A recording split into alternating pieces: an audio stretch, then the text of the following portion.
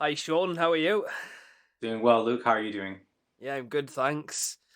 Okay, so for the first question, can you please introduce yourself, providing a brief overview of your background and journey with the shakuhachi? Absolutely. So my name is Shawn Head. My goggle or artist name is Tairyu. I am a professional shakuhachi player. I've been living in Japan now for 4 years. Before my shakuhachi journey had started, now over more than 10 years ago, I was a classical violinist and violist. I also was trained at the Cleveland Institute of Music for composition and music theory. And I've had many jobs in the music world, but I just found my home at Shakuhachi. And once I started my career, I just didn't even think about turning back to do anything else. When COVID hit, I decided that because it was almost like a kind of a reset, you couldn't really go out and do concerts, you really couldn't do a lot of things out in public. I thought that it would be a perfect time for me to make a move to Japan and continue my studies and to continue the growth of my career in Japan. Yeah, that's awesome. I noticed that you had some qualifications as well. Yes, absolutely. So I have my Meiyo daishihan, which is the honorary Grandmaster title. I received that from Taniguchi Yoshinobu, who is a legendary shakuhachi player who is based in Kyoto. He and I have been in conversation and writing letters back and forth and talking for quite some time, on and off. And then he sent that to me recently. That was actually the beginning of this year, January 25th, I believe, was the day for that. And of course, I also have my degree in composition and music theory from Cleveland Institute of Music. And yeah, I think that's pretty much all of my qualifications, I think. Yeah, that's awesome. That's really cool. And how did your fascination with the shakuhachi begin, and what motivated you to pursue it as a career? Well, the story for me was goes back to childhood. I just grew up watching Asian dramas, Asian anime, jidaigekis, the old samurai films. I played all the video games. I mean, I was obsessed with Tenchu Z on the Xbox 360 when I was a kid, and so all of that musical background, the BGM within those different mediums just stuck with me. So it's not like there was ever a point where I could say like, oh, at this age I was, just became so interested in Asian culture. It had always been there. Even from like the earliest memories I've had, I've always remembered really liking Asian. With the thing with Japanese is I kind of met the shakuhachi by accident. It was just one of those things. I was studying in college. I was working on my degree in music, and I heard it, and I was like, wow, that's the flute. That's the sound that I've been looking for. That I really want. So I picked it up to start learning how to play it because I wanted to take the music from those compositions and use the original music for shakuhachi as kind of like my DNA base for my own compositions. And lo and behold, it was had much different plans for me. I tell people a lot that I didn't really choose shakuhachi; that it chose me. And then that was it. It just became my career. Actually, interestingly enough, the first paid job I ever had, I was living in Cleveland, Ohio, and one of the local Japan Societies of America. It's called Japan Society of Dublin. And I was like, oh, sweet, I get to go overseas. But it was actually, there's a Dublin, Ohio, and I didn't know that. So, Yeah. so then they called me and they're like, hey, we heard you play shakuhachi. We'd love to have you come and perform at some of our gala events. And we're also having a Japanese language speaking thing. We'd love to have you come. And I said, oh, well, I'm not really performing for anybody. And I'm just kind of do it for myself. And they're like, well, we'll pay you. I'm like, okay, well, when do you need me there? and and then that's how it just started. Just one performance after another just started lining up. Yeah, that's awesome. Yeah, I can sort of appreciate what you say when you mention about the shakuhachi just standing out to you, and and that is a basis for your progression of your career once you realize that's what you wanted to do. And my Mhm. wife asked me last night because obviously I mentioned that prior to this meeting, I mentioned that yesterday I did an interview with a shamisen player. A couple of weeks ago, I did an interview with a shakuhachi player, and my wife asked me why don't I learn from those people, but for a long time I've wanted to play the taiko or yeah. So but at the moment there's no teachers that I know of in my area. But eventually I'd like to use that as a foundation for my compositions down the track. Absolutely. I totally get it. And best of luck with it. I hope you find the best teacher around. Yeah, thank you. And being a foreigner in a niche Japanese art form, how have you navigated and integrated yourself into the shakuhachi community in Japan? Well, historically speaking, a lot of the schools didn't communicate with each other. It was kind of like you kind of like imagine like one school has their lane on their highway, right? And the other school has a lane on their highway, and so on. They're all going to the same place. They're playing shakuhachi, they're playing the pieces, but they don't cross over each other's lanes. And that's kind of changed recently. So I would say that there's kind of a sort of a cultural thing where they don't necessarily like to cross boundaries there. Like sometimes the Tozan school people don't want to work with Kinko players and so on and so forth. I personally haven't experienced any of that myself. I think that that's mostly old now. I don't think that that's around. But most of the time when every Japanese person I've met who's a avid shakuhachi player or professional, they've been overly supportive, very kind, and very understanding of the fact that I am a foreigner and that there are different cultural parts of Japan that I'm just not going to pick up on. And for those who are watching, you're going to make mistakes in Japanese culture and etiquette as well as language. One thing I will say as a big recommendation, especially if you want to get into this world of classical arts, is master keigo and keigo, son keigo, and kenjogo. Those three different types of honorific speech are highly important in this world, and that's the part that I struggle with the most. If there's any part of weakness for me, it's just navigating the language on what is considered to be appropriate and polite and what is considered to be rude. Yeah, that's interesting. I suppose at your position, there's not too many people that are, other than the sort of the power distance by age.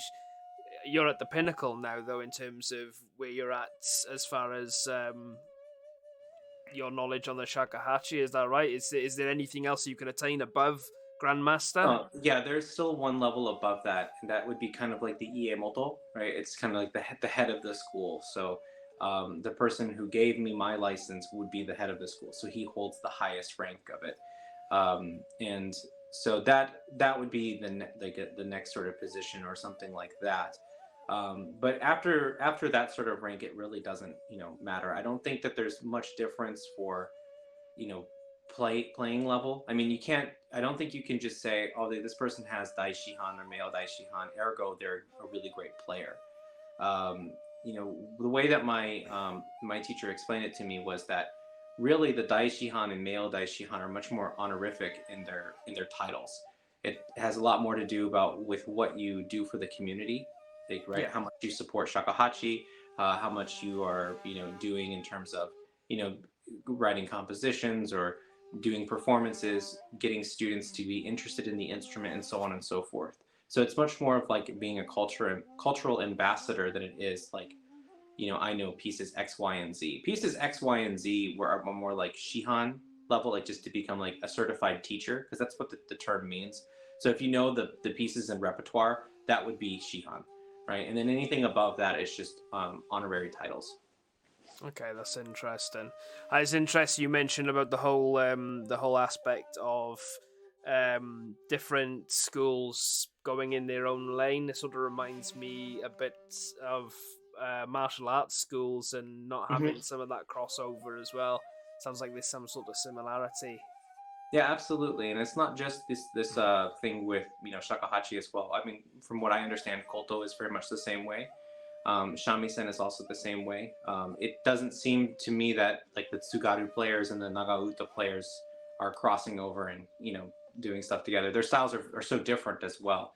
Shamisen players who are doing jiuta, for example, the Edo classical pieces versus the Tsugaru shamisen, all of the northern fast melodies and folk music. They're really different. Yeah, that makes sense. Yeah, I mean, like I mentioned to you in a private conversation, just I like the whole Okinawan style, or at least I think I commented on one of your videos that you mentioned about the scales in. Yes, the Yeah, sanshin that they use there. Mm-hmm. yeah, that's it. Yeah, so that I found that quite interesting as well, and just I guess that comes into play with the variation of styles as well, just from a geolocality, so to speak. Yeah, absolutely, and then that's also historically the case too. Of like there's a lot more of these players in this region of Japan, and there's a lot more of these players in that region of Japan, and regionally speaking, they're separated by distance as well. So there's going to be obviously different ways of thinking when it comes to that specific art form. Yeah, that's cool. So, and as a Grandmaster, do you maintain connections with the official Shakuhachi communities? And if so, how do you actively participate in them? Yeah, I mean, lots of people I work with. There's a guy in Osaka right now who's actually a Chikiritsu Daishihan, which is the highest rank in Tozan Ryu. And him and I are going to have a rehearsal in just a couple weeks, and hang out and play some tunes that he wrote and some duets that he's been wanting to play. I have other gentlemen around here that come to me every once in a while to take lessons and hang out and play shakuhachi, do some tunes. I get invited by other shakuhachi players and koto players to do events, sometimes locally, sometimes a little bit further away. But it's just as normal networking, just talking to people, going to events, trading business cards, and doing a lot of the traditional Japanese etiquette of introducing oneself and playing and inviting to concerts and so on like that. Yeah, that's cool. Yeah, in terms of playing, when you go to events and stuff, what is a standard amount that you would charge, or does it just really depend on the situation? Like how much do I charge the company versus, or how much is a ticket? Yeah, how much do you charge the company if you were going to play at a specific event or something like that? Yeah, it really depends on what they're going to ask for. Like it's also depending upon whatever that company's budget is. Sometimes they have just a set rate, so there is no like negotiation for it, and there's like, look, this is what we pay all of our artists. Doesn't matter how big or how small. If you decline, you decline. That's it. But we can't change the price. And other places, if they ask for more, it's going to cost more. But I've had events, where you show up and you play 5 minutes of music, you get $100, and and that's it, and you get some food and you meet some people and you leave, right? And then there's other events you go and you're there for the day and you get paid $4,000. Right? But it's really, it's all over the map. It really, it really does depend. So I wish I could give you like a concrete answer for that, but no, that's cool. That's fine. Yeah, that's it. That's interesting. Do you find? I guess this is more of a controversial question in a way. But do you find? Have you ever come across a situation where an event may opt to pick a Japanese person over yourself, so to speak? Well, it depends on contract, because that goes more into contract law. So, okay, right, like if let's say if I sign a contract with a company and if they want to try to back out and say, oh well, we want to hire this other person, well, it's too late. Like you've already signed a contract and you're with me. If they want to sign up a Japanese person and then later I show up and say, oh, but I really wanted the job, it's like, well, that's too bad. We hired somebody already. But I don't ever feel any of that, especially in Japan. I don't feel any of that at all. I actually feel rather that they're really wanting more foreigners to engage within the art. I do, for example, a lot of local schools here, the presidents are like not the presidents. I'm forgetting English slowly, so it's becoming like EFL, English as a forgotten language. But at any rate, the president of the school, right, the principal, that's the word.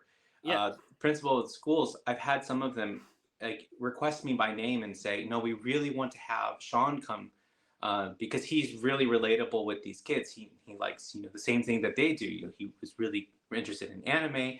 He likes Japanese history for samurai, and he likes to talk about those things with the kids, and they're getting really excited and they want to start doing traditional arts. And so sometimes I develop relationships with people, so then I become a primary, like they want to hire me, and it has nothing to do with whether or not like the person's Japanese or American or European. There's lots of people here in Japan who come from Russia or from Europe who do nice work on shakuhachi. One of my friends who's half Japanese and half South American has lots of concerts here. Does wonderful. He's a very successful career. I know people who are both also American who have been teaching at universities in Japan on shakuhachi. And it's just all about knowledge base and skill, and being here in Japan. And it just showing up won't work, but if you lay down roots and you really spend the time here, you can develop a wonderful career. Yeah, that's awesome. And have you participated in shakuhachi competitions? And if so, could you share any notable achievements or awards you've received? I don't do competitions ever. I say ever, but I've done them before with composition. There's a famous quote by Bela Bartok which says, "Competitions are for horses, not for artists." And I still to this day, when I watch something like the Indianapolis violin competition or the Queen Elizabeth competition, it's like I listen to all these people and it's like they're all brilliant artists. Like any one of them is deserving of that title, and like to just make a decision on it subjectively just doesn't make sense to me. They're all brilliant. And I've seen shakuhachi competitions as well, both here in Japan and also international ones, and I hear all the players and it's like, yeah, they're all brilliant. They play wonderfully. All of them could win first place, and then what else? What could you say? I mean, they're great. So it just, for me, I'm not interested in music as the sake for competition. I'm in to music for the sake of the enjoyment of it. That's awesome. I think we had the conversation about Yonezawa-san in the video when you mentioned that it was great that he also said that it was more about enjoyment as opposed to being rigid and being stiff about the way you learn music. It's better to learn music and have fun with it as you're doing it instead of trying to, I guess, smash a a so to speak a square block into a circle or hole or whatever, and try and adapt to other people's expectations, I guess, because it'll stifle your growth. Yeah, and well, some people like that. They thrive off competition, and it works really well for them. And so if competition is the route for them, then by all means go for it. It's not to say that to look at the music as competitive and very rigid is wrong, but it's not the only way to do so. There is also the way that I've been raised with music in general, which has always been first and foremost to love it and enjoy it. And that just works well for me. I thrive off of community and working with other people, and I love having master classes with all of my students. I've had people come to my home in Japan and stay here, and I've also held my own shakuhachi festivals where we all get together and play and share comments, and we still critique each other. We want to get better, but we're wanting to get better because we want to see the other person get better. So that we can enjoy the music more together. Yeah, that's awesome. That's a nice feeling. Could you provide insight into your daily life as a Grandmaster of Shakuhachi, including practice routines, performances, and teaching activities? Yeah, so I wake up every day just like everybody else. I put one sock on and the other sock on.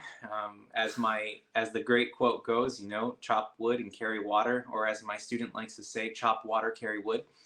And it's just a normal life. The only thing that's different is that I teach students shakuhachi daily. I have recording projects, and I just do those sort of jobs. So for example, my most recent project, I have four at the moment.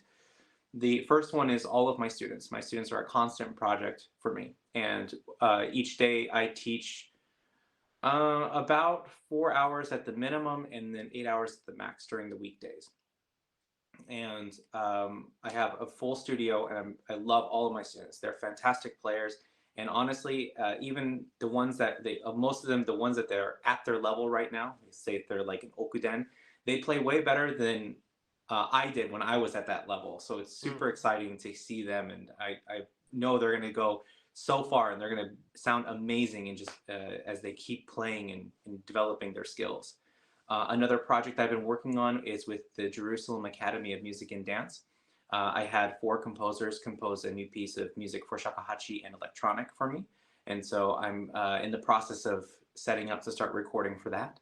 I have my new CD for Koten Honkyoku, which is the traditional pieces for shakuhachi, that I'll be finally making a CD on, which I finally realized I don't actually have a CD. I have a bunch of recordings of me performing them on YouTube, but I don't have a CD.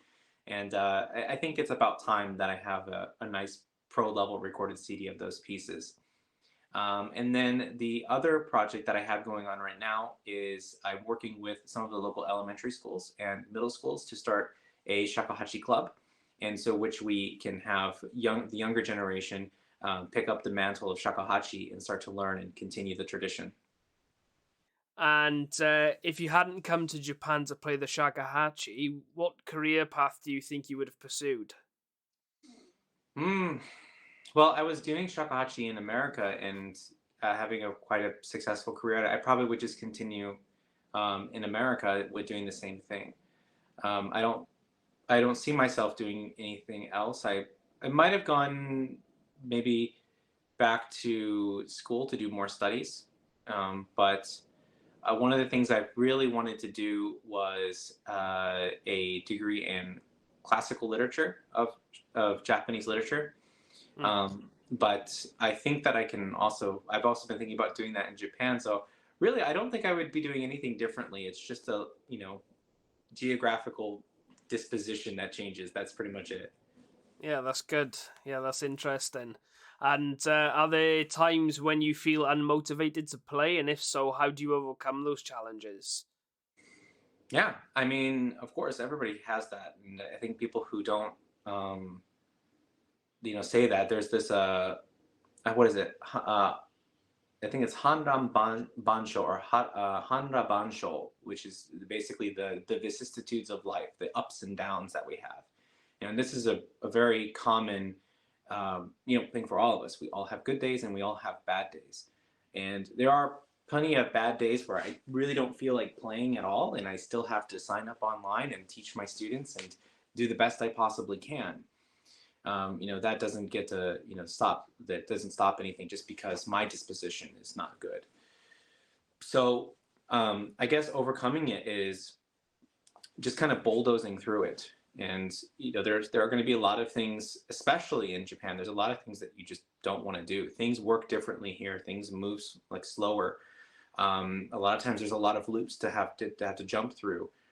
There's specific ways to do things, and Yeah. I mean, you know this of just even living here for probably a short time, that there are Just a a lot of year. things. Yeah, there's a lot of things that you have to do that are really mendokusai, right? It's just so annoying and whatever. But look, it's no different anywhere else. If it was in America, there's rules and regulations that you have to follow. It just happens that you're so used to them that it doesn't affect you. There's just a new set of rules that you're not used to. So Japanese do it without even thinking about it, but we have to go through and think about it and do it. So just pull your samue or pull your hakama up and go for it. Yeah. Yeah, that makes sense. And yeah, I can appreciate that definitely. There's some things where I've been here for a year and I still struggle with the bin situation, trying to remember which rubbish goes in the right bin and and all that sort of stuff. Yes, yes, yeah. It doesn't, Yeah.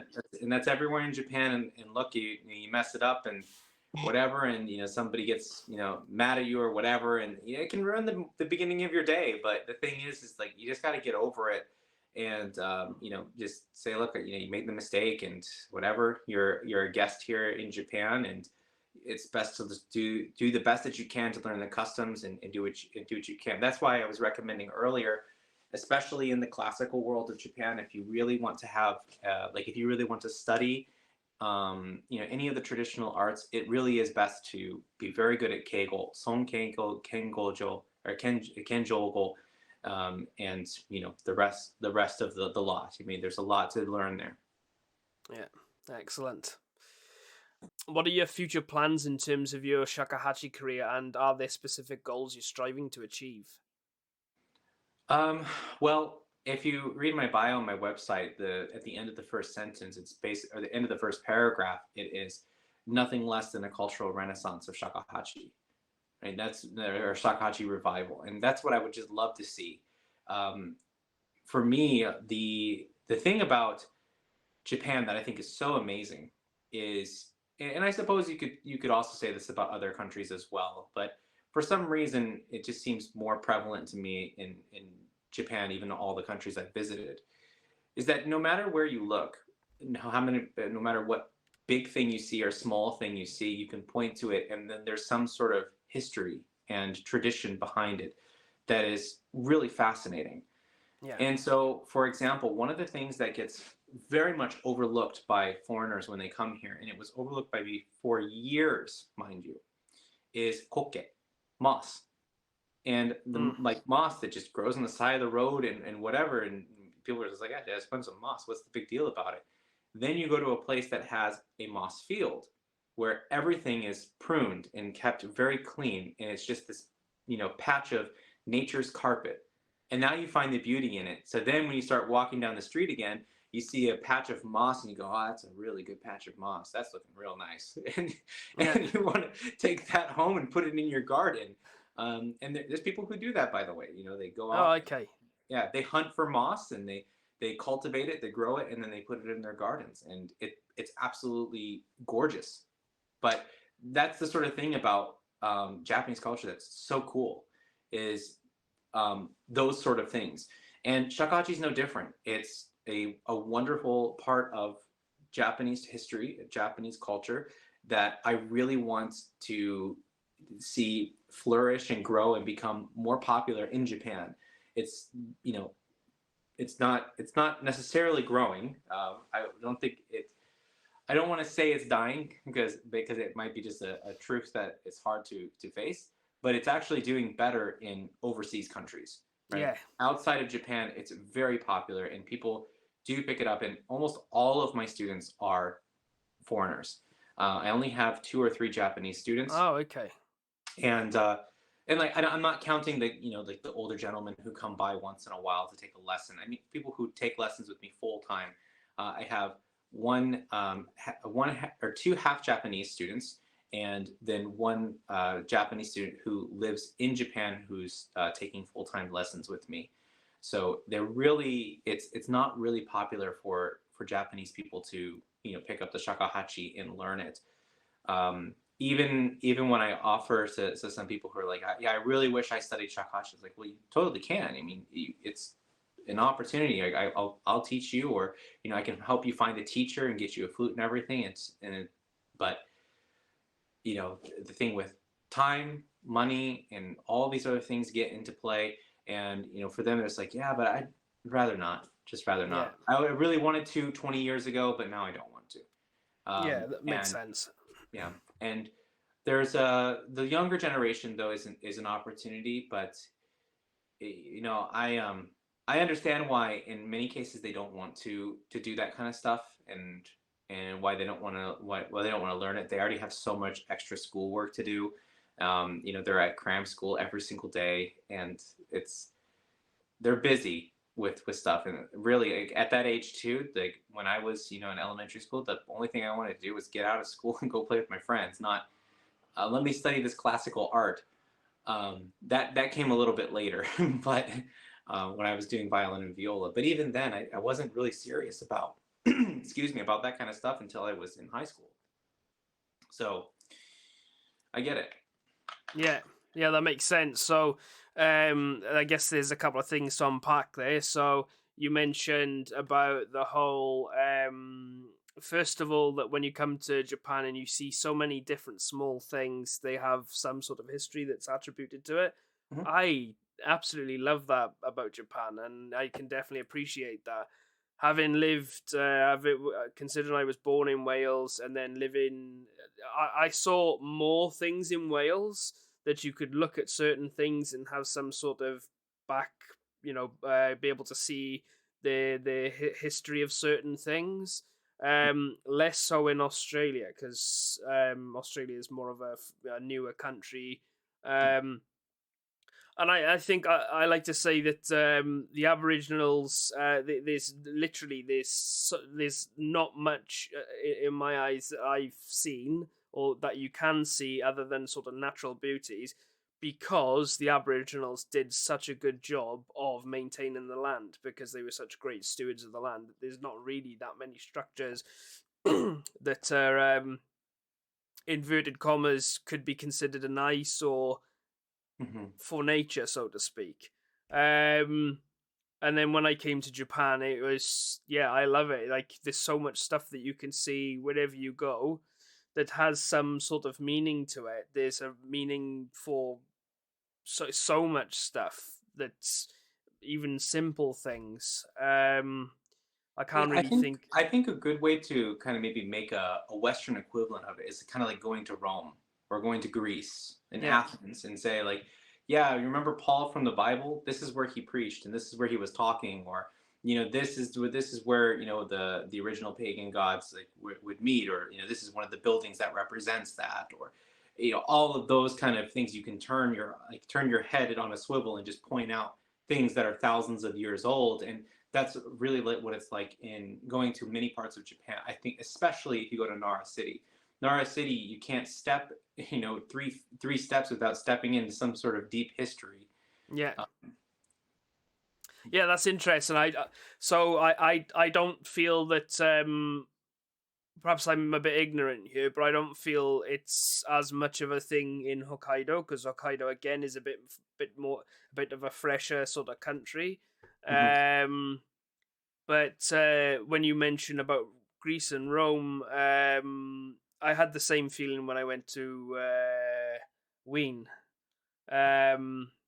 in Austria, and then also München in Germany, and I think I was in München, and yeah, I was in the like one of the same streets that Hitler did one of his speeches or something like that on the steps, which is really surreal because it's like I was always fascinated, and I still am fascinated in Nazi Germany history and stuff like that, and it's Mhm. just really surreal to be. You look around and it's the same thing. It's like this. Everywhere you Yeah, look, there's gonna have some meaning. There's there's a gonna be lot of something places meaningful. like that in Japan too, where you can say, look, this is the land where the Battle of Sekigahara, like part of Sekigahara, Mm, was fought, right? Or this is where yeah, all out war happened, the Onin Wars.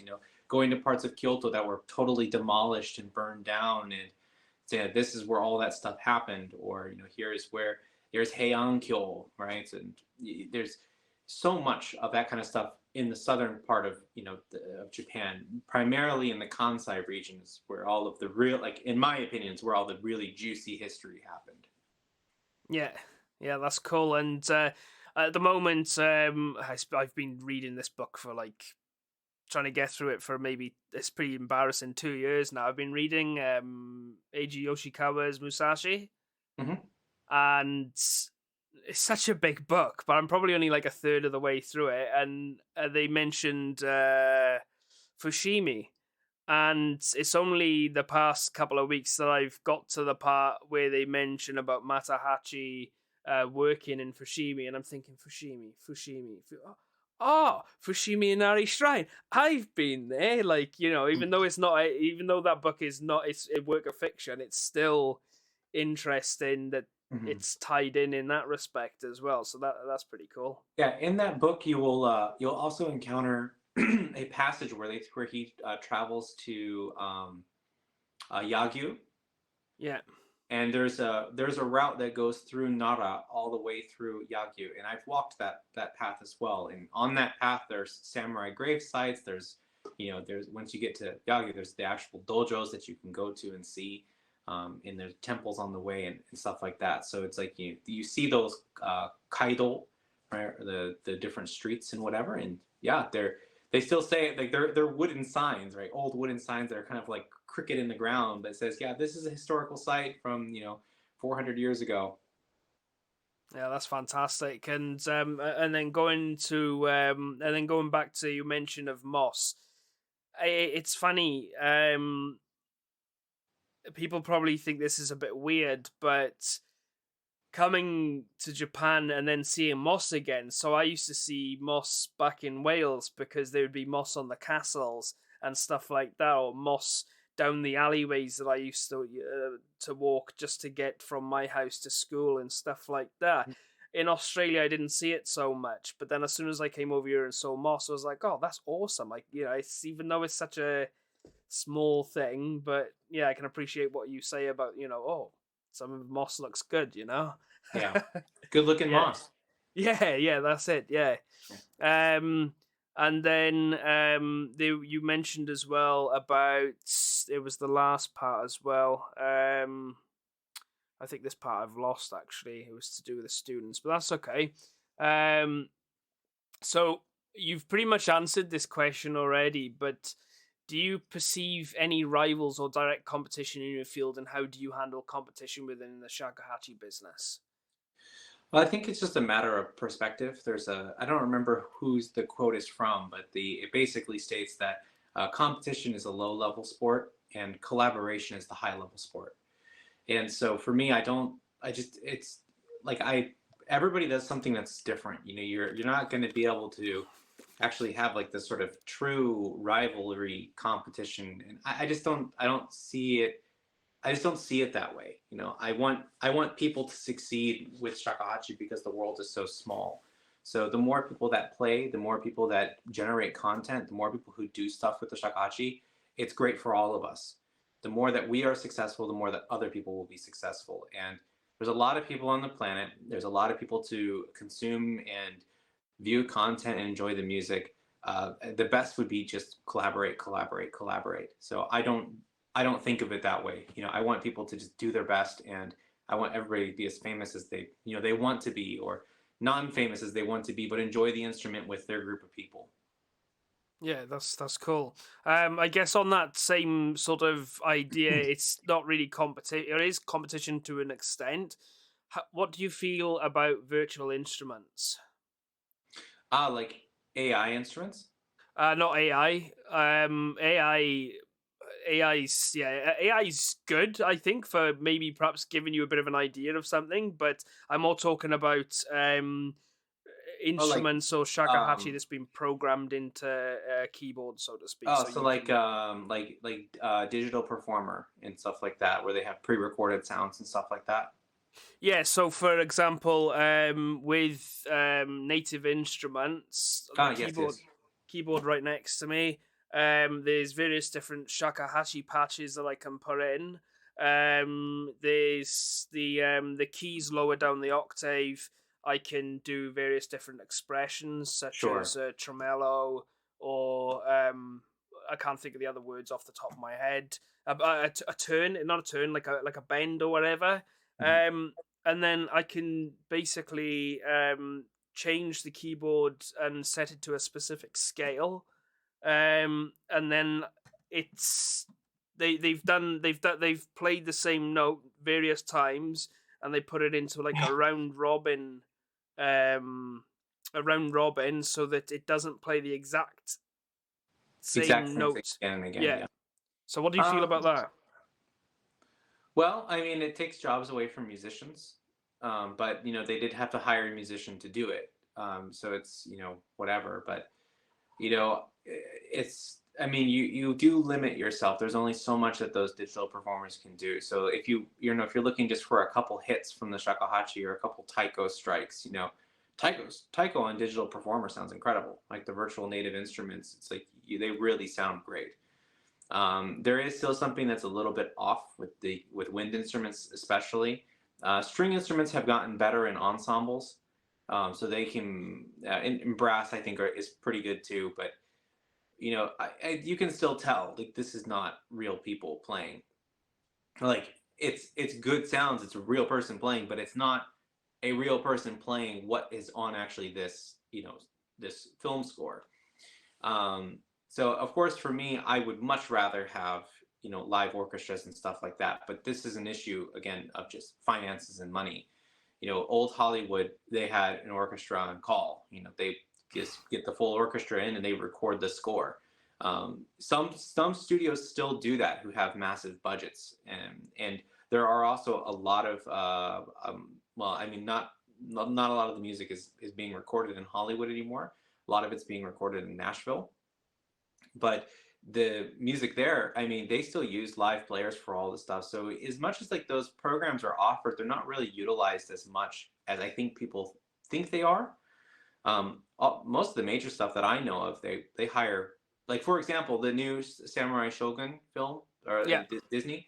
That's a guy in Tokyo who played the Shakuhachi part, and the Goto part I think is the woman in Kansai, and so they used real players. Genshin Impact, they also hired real players, full orchestra, and those are real guys, real men and women who are playing instruments there. So it's not a concern for me. I think that there's still a desire to have the actual body in the room playing the instrument. Yeah, that makes sense. I think what I know of as well is there's some people that will actually draft up their ideas onto onto something like Cubase or whatever.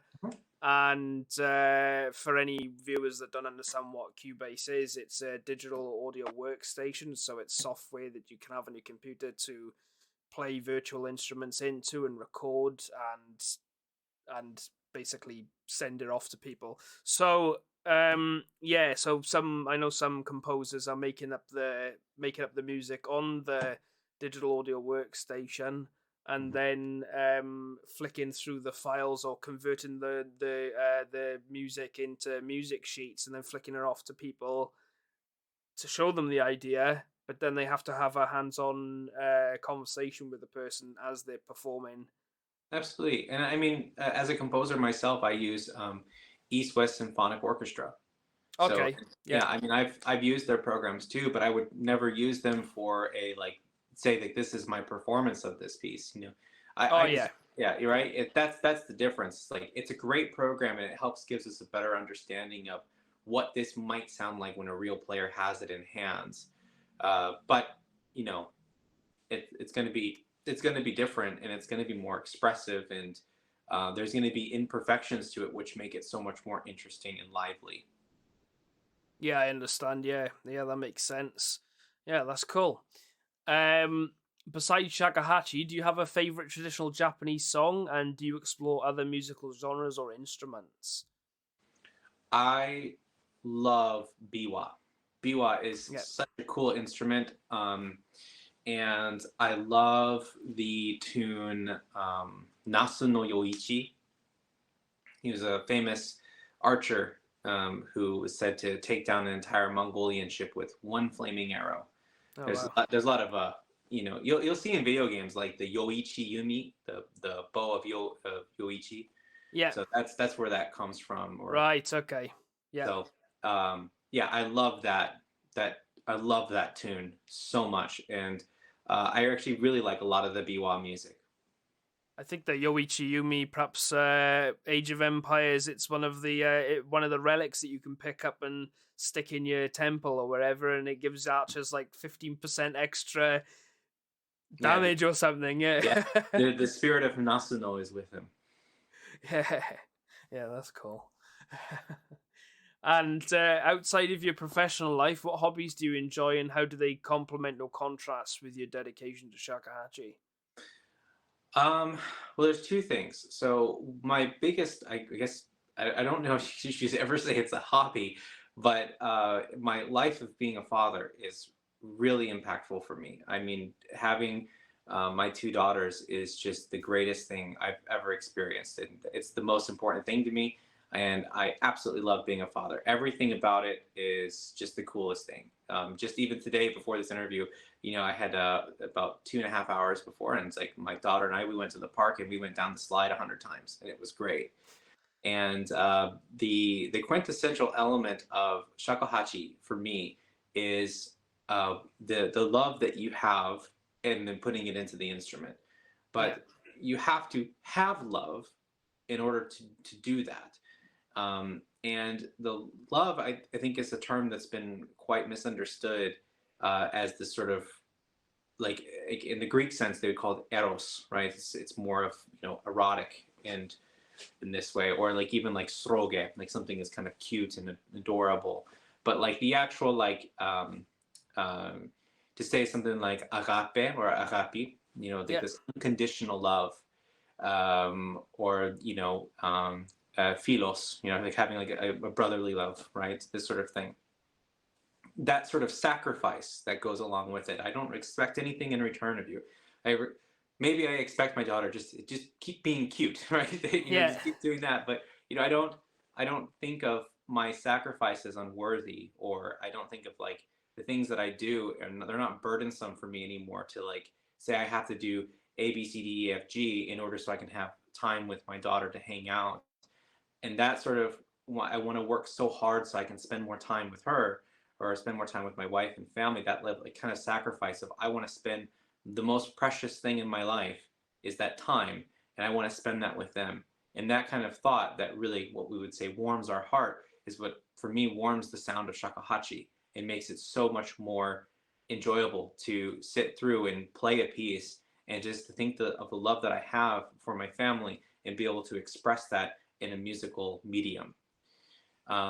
The second thing would be my actual hobby, which I've been on and off for 3 years, but I'm actually gung ho. I'm going to continue doing it this time all the way through, which is calligraphy. And so doing calligraphy, there is a famous monk called Chome. He wrote a book called a collection of essays called Surezure Gusa, which if we translate them, it means essays in idleness. It's a great classical Japanese text that if you ever went to a college to learn classical Japanese, that would be one of the texts that you would translate and read from. And in there, he recommends that every man, to be successful, learns 5 things. And so one of those 5 things is being familiar with the classics and writing calligraphy.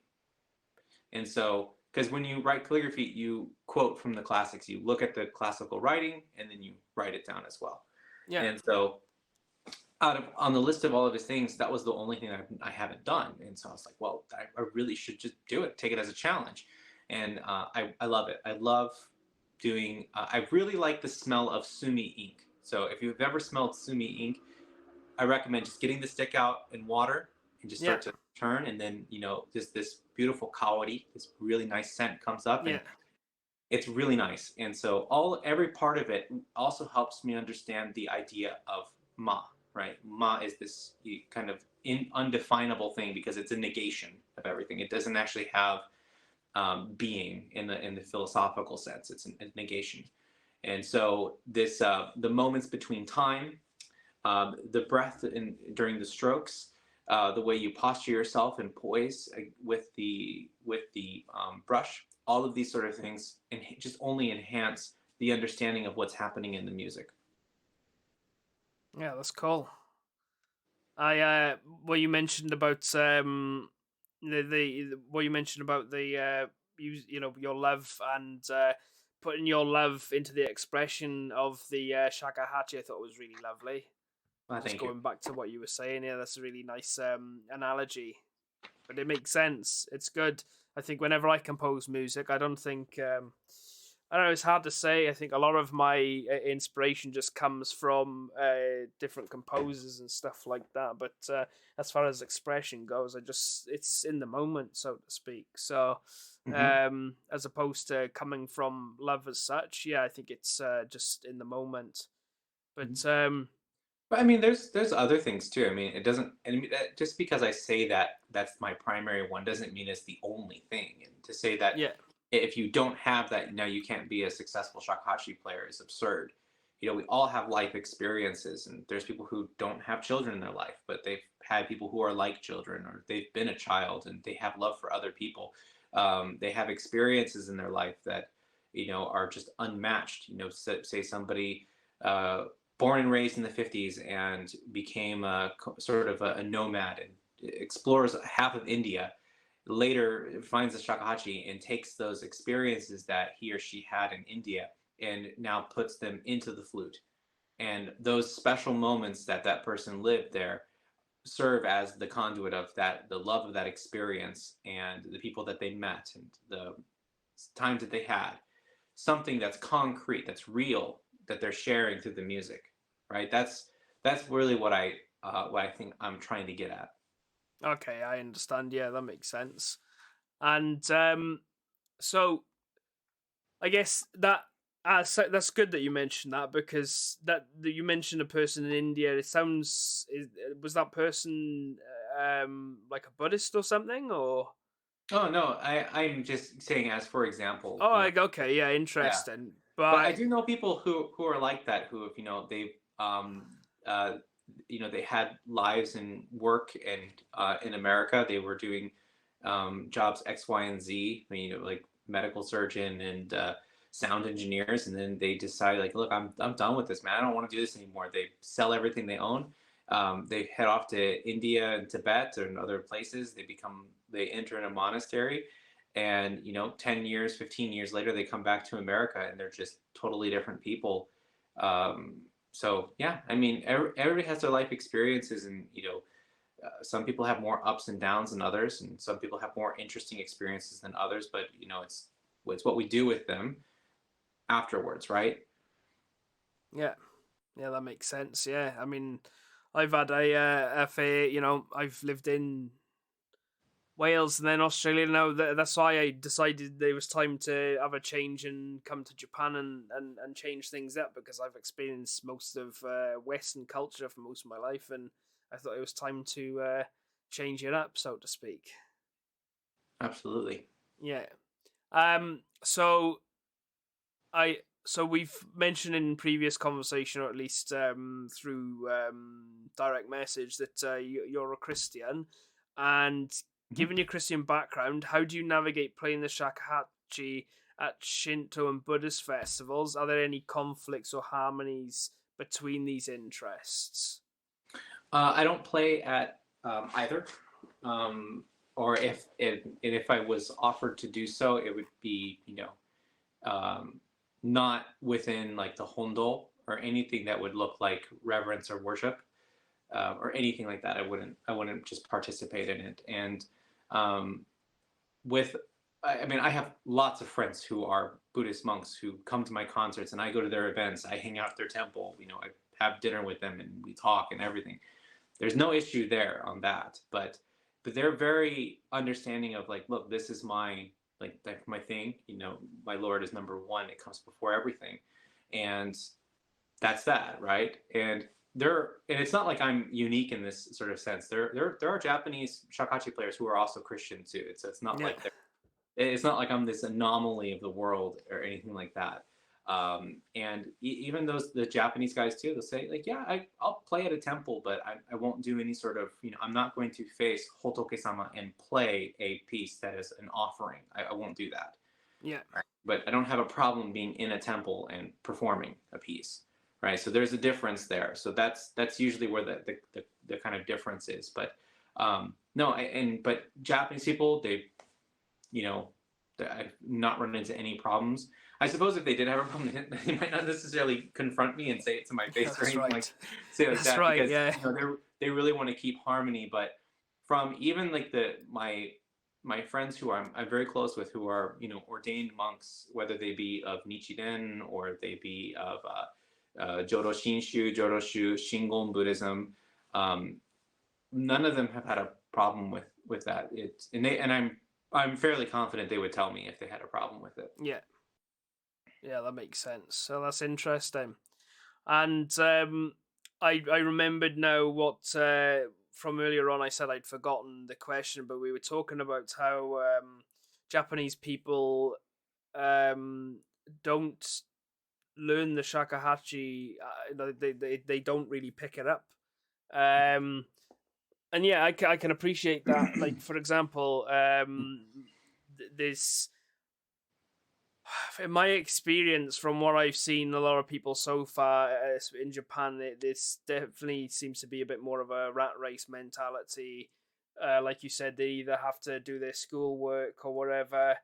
And in the case of my wife and some other people, they, as soon as they've done work, they come back from work, and then they might have to study to progress themselves to the next level in their career or something like that, and they don't have time to. They just don't have time. Yeah. Yeah. And then also, I mean, this goes into a little bit more of the financial situation of Japan, but I think it's important for people to realize that I think in the past 30 years, the national average for income has only raised 3%. Yeah. So that's, just let that sink in. It's they don't have that kind of money to drop on taking lessons every single week, and they're already working. I think, what is it, like 7 a.m. to like 8 p.m, like ridiculous hours, and it just is what it is. And you're lucky to have that day off. And with my father-in-law, when he comes to hang out with us, but he'll hang out with us for the morning for a little bit, and he takes an afternoon nap, and then we'll hang out again before he goes home. But that afternoon nap for him on his day off is really important, because he works so much and it's demanding. For me, I'm one of the programs I'm running is a scholarship program for young Japanese students who really just absolutely love the shakuhachi and show some proclivity with it. I'm giving out scholarships for that so they can study. But it's very hard to get them interested too, because it's kind of like I don't even know if it's a good example or not, but it's like, let's think of any other Western country that has like, oh, here's our instrument of our cultural instrument, and we want our young children to play it, and all the young kids are like, oh, that's such a grandpa instrument. I don't want to play the grandpa instrument. I feel like that's also a little bit of it too. And I understand that as well. It is what it is. So, but typically, like, these sort of cultural things are more highly praised and valued outside of the country than inside. I hope it will change. And I do see, I have a couple of young Japanese students who are really, really wanting to start playing shakuhachi. And I'm going to do a presentation at their school and see what they all think about it, and give them a chance to try playing. And if they like it, then we'll start seeing some new shakuhachi players. And it's not even the fact that I want them all to become professionals and open up studios and start teaching, but just to have people to really enjoy the instrument without the pressure of, I have to do this or I have to do that. So, just enjoy the instrument. Don't worry about ascending ranks or earning these titles and that titles. Just play the music and love it and enjoy it, and have something for the rest of your life that you can live with. And I can appreciate that when you mention about the grandpa instrument as well. I would say probably, and don't quote me on this, but I would say the Wales national instrument's probably the Welsh harp. Mm-hmm. And so let's take that for example. Let's say if your dad was like, or somebody came up to you, he's like, you really should learn the Welsh harp. What would be your reaction to that? It's a feminine instrument. I'd think that it's a feminine instrument. It makes me think of in the Hobbit, when the elves are playing the harp, and and the guy with the like the earpiece ends up like putting Hmm. a napkin into it so he doesn't have to listen to it Yeah. anymore.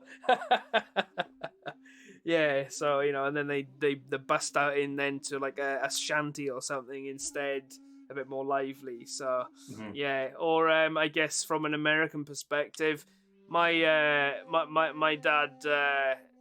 dad started to learn the banjo, but Mm. when I think of banjo, I probably think of like hillbilly style, Yeah, hillbilly Yeah, music. Yeah. yeah, Yeah, no, and I think that's a good. I think that's a good example of it too. It's try to take the, put the shoe on the other foot and try to make it culturally relevant for yourself. And I think that works, and people kind of go, oh, I kind of understand how they might see it. Not that is how it is. I had a friend in college actually who was a very fine bass player, and one of his things was he's like, dude, I just love playing hillbilly music. Like, this is a classical bass player, like symphony orchestra, degreed, brilliant player. He's just like, yeah, but man, hillbilly music, that's where it's at. And he loves it. So it's for him, he's going to take it, he's going to play it, he's going to really love it and make it big. And he really likes that kind of stuff.